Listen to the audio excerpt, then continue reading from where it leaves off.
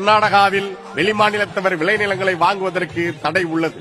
1983 கர்நாடக அரசு நியமித்த சரோஜினி மகிஷி அறிக்கையின்படி அம்மாநிலத்தில் உள்ள இந்திய ஒன்றிய அரசு, கர்நாடக அரசு மற்றும் தனியார் நிறுவனங்கள் ஆகியவற்றில் உள்ள வேலைவாய்ப்புகளில் கன்னடர்களுக்கே முன்னுரிமை அளிக்க சட்டம் இயற்றப்பட்டுள்ளது.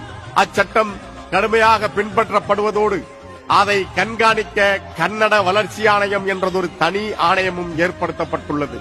மராட்டியத்தில் 1968 முதல் அம்மாநிலத்தில் உள்ள தனியார் தொழில் நிறுவனங்களில் 80 விழுக்காடு வரை மண்ணின் மக்களுக்கே வேலை அளிக்க வேண்டுமென மராட்டிய தொழில்துறை தீர்மானம் கொண்டு வந்தது.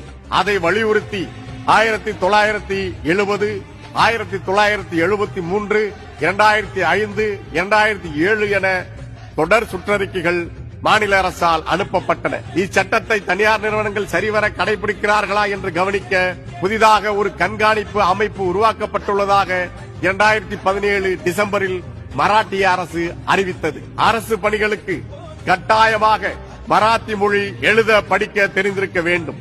அதேபோல மராட்டிய மாநில ஊர்திகள் சட்டப்படி மராட்டிய மொழி தெரியாத ஒருவர் அங்கு வாடகை மகிழ்ந்து ஓட்ட முடியாது என்பது குறிப்பிடத்தக்கது. 1995 மார்ச் 31ஆம் நாள் குஜராத்தில் நிறைவேற்றப்பட்ட குஜராத் தொழிலாளர் துறை தீர்மானத்தின்படி மண்ணின் மக்களுக்கு 85 விழுக்காடு வேலைவாய்ப்புகளை இந்திய அரசு மற்றும் தனியார் தொழில் நிறுவனங்கள் வழங்க வேண்டும் என குஜராத் அரசு ஆணையிட்டுள்ளது.